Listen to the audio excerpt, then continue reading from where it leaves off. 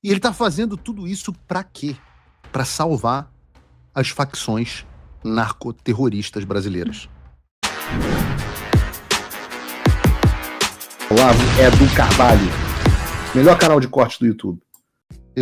Nós estávamos, inclusive, juntos, né, Flávio e eu, quando a gente teve a notícia de que depois de meses e meses do Lula falando mal do Trump, ele finalmente teria conseguido, e a gente vai falar os bastidores maravilhosos sobre como isso aconteceu, marcar a tão sonhada reunião que ele prometia ter com o Donald Trump, e agora, o que tudo indica, ele virá, sim, aos Estados Unidos encontrar com o presidente americano. Mas, entendam, quando eu digo que o Lula ficou todo esse tempo todo falando mal do Trump, não é uma força de expressão e também não foram casos isolados. Deixa eu explicar para vocês, eu sempre faço isso no Paulo Figueiredo Show, refrescar a sua memória para você entender o que eu quero dizer. Por exemplo, há pouco menos de um mês, no dia 8 de abril, o Lula chamou o Trump de imperador e disse que ele passa o dia inteiro no Twitter. Isso foi no dia 8. 2 dias depois, no dia 10 de abril, o Lula voltou a falar do Trump e disse que se o Trump soubesse da descendência de Lampião dele, ele tomava muito cuidado. Ele ainda acrescentou, ameaçando, dizendo que o Trump ameaçava todo mundo e que quem quer guerra deve ir para o outro lado do planeta. Pro lado da China, talvez. Isso foi no dia 10. Não se passaram nem 4 dias, porque no dia 14 de abril, o Lula disse que os Estados Unidos têm a maior economia do mundo, é o maior poder bélico do mundo, é a maior tecnologia, mas isso não é pelo autoritarismo do presidente. Chamou Trump de autoritário. Um dia depois, no dia 15 de abril, o Lula usou a briga entre o Trump e o Papa Leão XIV para rotular o Trump como um poderoso que se julga como uma divindade a ser adorada pelos simples mortais. Isso foi na esteira de uma polêmica grande da treta do Trump com o Papa, onde o Trump logo depois fez a bobagem de colocar uma foto dele de Jesus Cristo, que depois ele disse que não sabia que era Jesus Cristo, achou que era alguém da Cruz Vermelha, e um médico, eu não sei o que foi pior, mas deu uma tremenda repercussão. Isso foi no dia 15, então não percam a conta. Dia 8, dia 10, dia 14, dia 15. 48 horas depois, no dia 17 de abril, ele, ao fazer referências implícitas, né, a uma possível interferência americana nas eleições brasileiras, disse que o caminho seria regular tudo que fosse digital para que a gente dê soberania ao nosso país e que não permita, inclusive, uma intromissão de fora, sobretudo no ano eleitoral. Falando de uma intromissão do Trump. No dia seguinte, no dia 18 de abril, ele, citando as tarifas impostas pelos Estados Unidos ao Brasil no ano passado, disse que ninguém vai ganhar de mim com mentira. A única coisa que quero é dizer para ele, Trump, que mesmo sendo pobre, tem uma coisa que nós temos que ter, que é caráter, honestidade e decência para a gente respeitar o direito de todos. O Lula também não esperou muito. Você está achando que no dia seguinte, etc, etc, no mesmo dia em que ele disse isso, ele fez um outro discurso dizendo que os 5 membros do Conselho de Segurança da ONU devem se reunir para mudar o seu comportamento.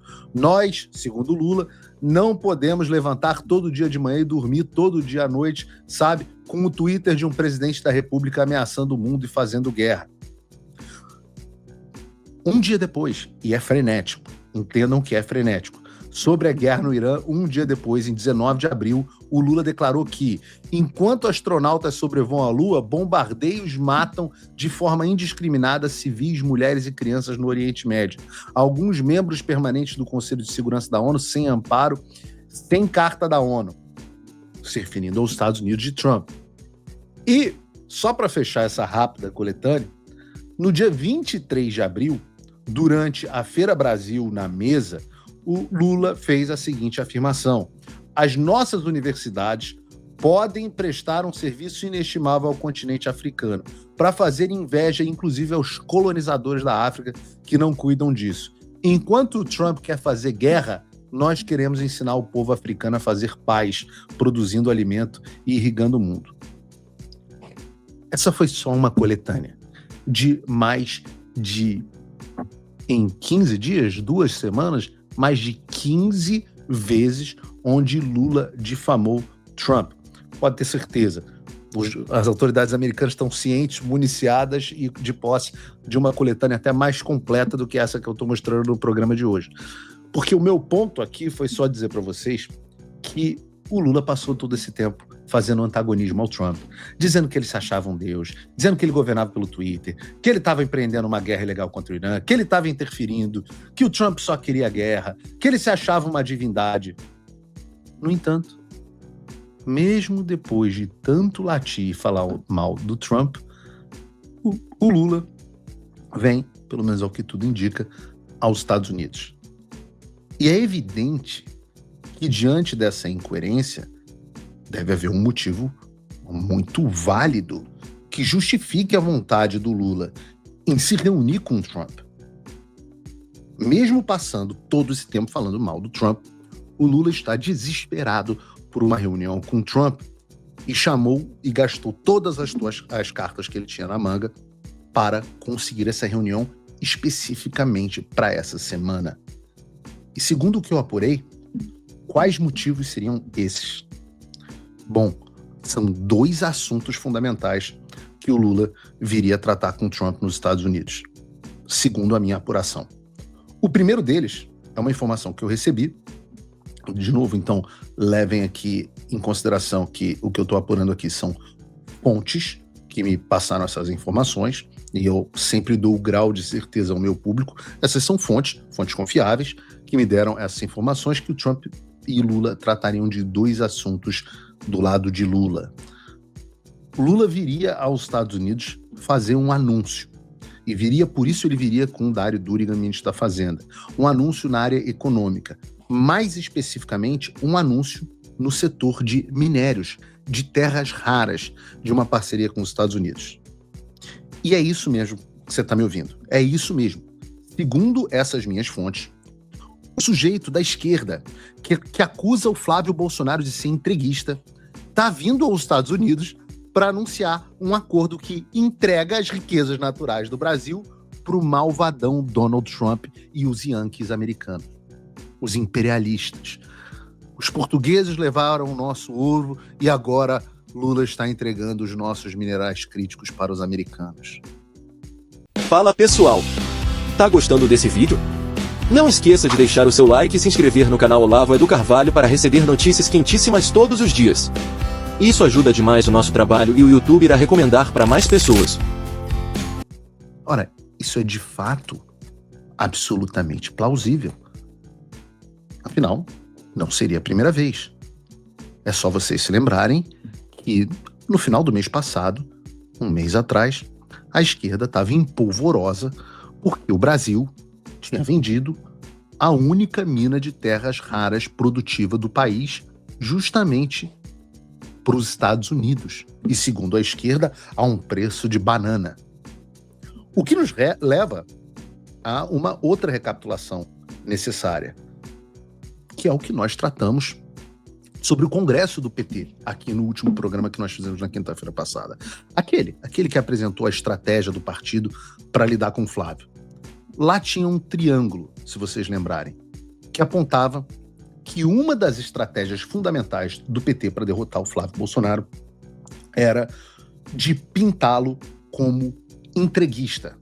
Tá aí na sua tela, direto do PowerPoint. Eu não sabia que esquerdista ainda gostava de PowerPoint. Eles deviam ser meio traumatizados. Mas do PowerPoint utilizado no Congresso do PT na semana passada.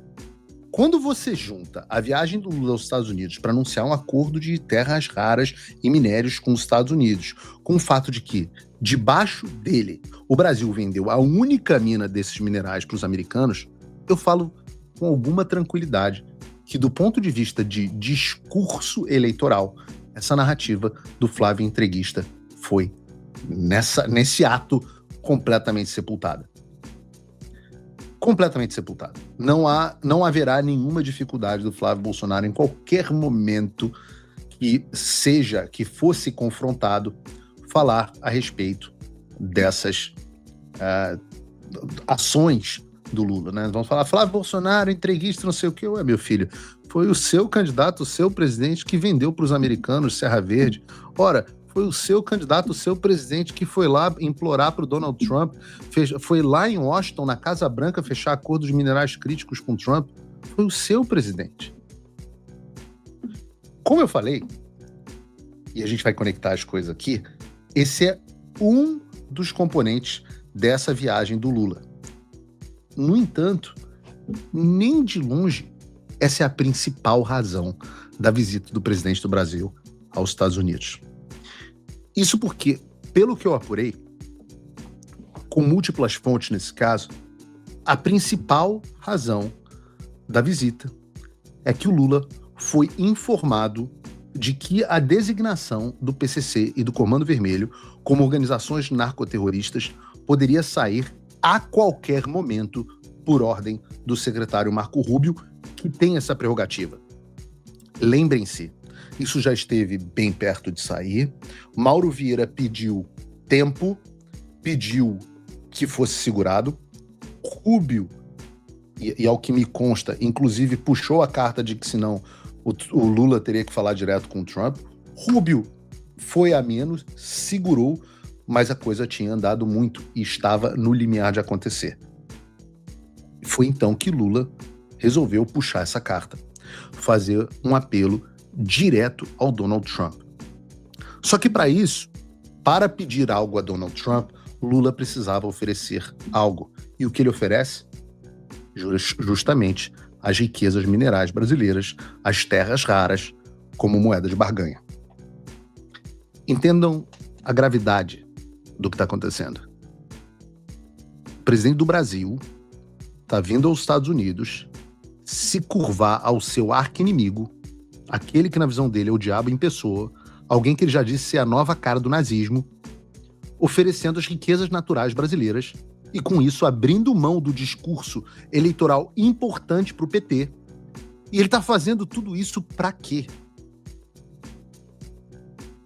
Para salvar as facções narcoterroristas brasileiras. Sem meias palavras. O Lula está oferecendo as riquezas do Brasil aos Estados Unidos não para benefício seu, mas para tentar salvar o PCC e o Comando Vermelho. Com isso, todas as suspeitas que a gente já teve sobre o Foro de São Paulo, sobre as ligações do Lula com o narcoterrorista Nicolás Maduro, nesse momento preso em Nova York, aquelas que o Alexandre abriu um inquérito para proibir o Flávio de falar, todos esses fatos estão se materializando na nossa frente. Se materializando de uma forma que eu confesso, até mesmo eu, que trabalho de maneira muito próxima nesse assunto, eu estou absolutamente chocado. Eu estou absolutamente, Paulo Figueiredo, estou absolutamente chocado com o tamanho e a intensidade do poder do narco-estado brasileiro. É muito poder. É muito poder. Veja, assim, a gente tem falado sobre isso, esse tem sido talvez o grande tema do Paulo Figueiredo Show esse ano. Mas, para ilustrar isso aqui, eu quero só usar uma reportagem também dessa semana do Marcos Pontes, que não é o astronauta, e da Jéssica Bernardo no Metrópolis, cujo título é Celular de operador do PCC revela envio de dinheiro em voos a Brasília. O que a reportagem diz é que as mensagens extraídas do celular do principal sujeito que é suspeito de articular a criação do núcleo político do PCC, sobre o qual a gente já tratou aqui no último programa, esses celulares apontam grandes quantidades de dinheiro vivo sendo transportadas por helicóptero a um empresário em Brasília. Eles descobriram que, por meio de laranja, essas pessoas sacaram mais de 1,4 milhões de reais em dinheiro vivo. Aí você vai falar, pô, mas 1,4 milhões de reais de dinheiro vivo não é nada, Paulo. É, só entre o dia 17 e 23 de dezembro de 2021. Em 6 dias, esses caras sacaram 1,5 milhão de reais. E, obviamente, quando você vê esse dinheiro sendo sacado pelos operadores do núcleo político do PCC em dinheiro vivo, trazido de helicóptero, porque aí você não precisa fazer aeroporto, segurança. Sabe aquela segurança que o Ciro Nogueira lá, que a turma não passa? De helicóptero você precisa menos ainda. E o dinheiro vivo vem para onde? Vai para Brasília, onde estão os senadores, os deputados federais, os ministros do STF, do STJ, e por aí vai. Isso é o que não é o Paulo Figueiredo, isso é o que a enteada do núcleo político do PCC sacou em menos de uma semana, quase R$1,5 milhão. Vocês entendem o tamanho desse poder? E a gente ainda não tem uma fração disso. É muito dinheiro. E esse dinheiro comprou Brasília. Comprou a ponto de ter transformado o presidente da República do Brasil em um desesperado lobista do narcotráfico internacional. Essa é a verdade como ela é. Não importa quantos inquéritos sejam abertos contra mim. Essa é a verdade. Eu estou vendo nos Estados Unidos o Lula vindo fazer lobby em favor do Comando Vermelho do PCC. O Trump voltou. Isso já deve ter tirado um peso das suas costas. Mas e o Brasil? O nosso país continua atolado e achar que só a vitória do Trump vai resolver tudo é ilusão. Nada vai mudar sozinho. E pode ter certeza de uma coisa: ficar xingando muito nas redes sociais não vai fazer diferença nenhuma. Você vai continuar esperando alguém fazer alguma coisa por você? Um político? Um salvador da pátria? Esquece. Se ninguém tomar uma atitude, nada acontece. Eu tô fazendo a minha parte. Eu parei a minha vida por isso. Mas, se você quer saber como pode ajudar sem precisar largar tudo, a resposta é simples: apoiando quem tá na linha de frente. Sem esse apoio, sem essa linha de suprimento, esse trabalho morre. Sem estrutura, ninguém avança. Então acessa www.paulofigueiredoshow.com/apoie e com $5 por mês você pode fazer parte disso. Se puder mais, eu recomendo, seja um patrono Gold e participe ativamente no grupo que me ajuda a pautar esse debate. O que vai definir o futuro é quem faz e não quem reclama. A escolha é sua.